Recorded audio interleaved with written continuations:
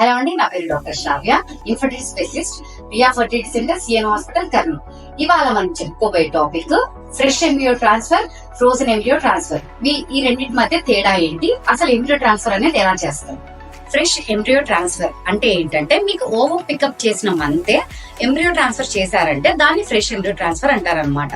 Frozen embryo transfer ఏంటంటే, మీకు pickup ఒక నెల చేశాక ఎంబ్రియో ట్రాన్స్ఫర్ ఇంకో నెల ప్లాన్డ్ గా చేయడం అనమాట. సో దీన్ని ఫ్రోజన్ ఎంబ్రియో ట్రాన్స్ఫర్ అంటారనమాట. ఎంబ్రియో ట్రాన్స్ఫర్ ప్రొసీజర్ ఎలా చేస్తామో ఇప్పుడు చూద్దాం. మనము డేట్ వచ్చిన సెకండ్ డే డాక్టర్ దగ్గరికి వెళ్లాల్సి ఉంటుంది. డాక్టర్ దగ్గరికి వచ్చినప్పుడు డేట్ వచ్చినప్పుడు మనం కొన్ని హార్మోన్ టెస్ట్, ఈస్ట్రోజన్, ప్రొజెస్ట్రాన్, అలానే టీవీ స్కాన్ చేసి ఎండోమెట్రియల్ థిక్నింగ్ ఎలా ఉంది, అలానే హార్మోనల్ లెవెల్స్ ఎలా ఉన్నాయని చూసుకుంటాం. దాని తర్వాత మనం డ్రగ్స్ పెట్టడం అనేది జరుగుతుంది అనమాట.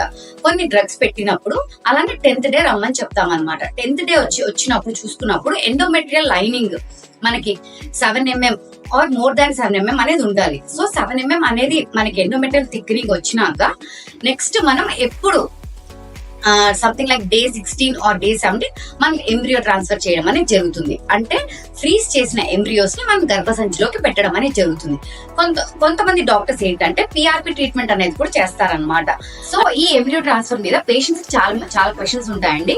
అంటే ఈ ఎంబ్రియో ట్రాన్స్ఫర్ చేసేటప్పుడు పెయిన్ ఉంటుందా, మత్తు ఇచ్చి చేస్తారా, ఇవన్నీ క్వశ్చన్స్ ఉంటాయి అనమాట. సాధారణంగా ఎంబ్రియో ట్రాన్స్ఫర్ అనేది చిన్న సూది లాంటిది, అసలు మీకు నొప్పి అనేది ఏమి ఉండదండి. సో దీనికి ఎటువంటి మత్తు ఇవ్వడం అనేది ఉండదు. మామూలుగానే పేషెంట్స్ నడుచుకుంటూనే వెళ్ళి ఆపరేషన్ థియేటర్ లో పడుకోవడం అనేది జరుగుతుంది. ఈ ఎంబ్రియో ట్రాన్స్ఫర్ అనేది మనం తీసుకునే టైం దగ్గర 5 minutes లోపు ఎంబ్రియో ట్రాన్స్ఫర్ అనేది అయిపోతుంది అనమాట. సో మత్తు ఇవ్వడం అనేది ఏమి ఉండదండి. సో ఎంబ్రియో ట్రాన్స్ఫర్ జరిగినాక కూడా పేషెంట్ నార్మల్ గానే నడుచుకుంటూ రికవరీ రూమ్ లోకి రావచ్చు.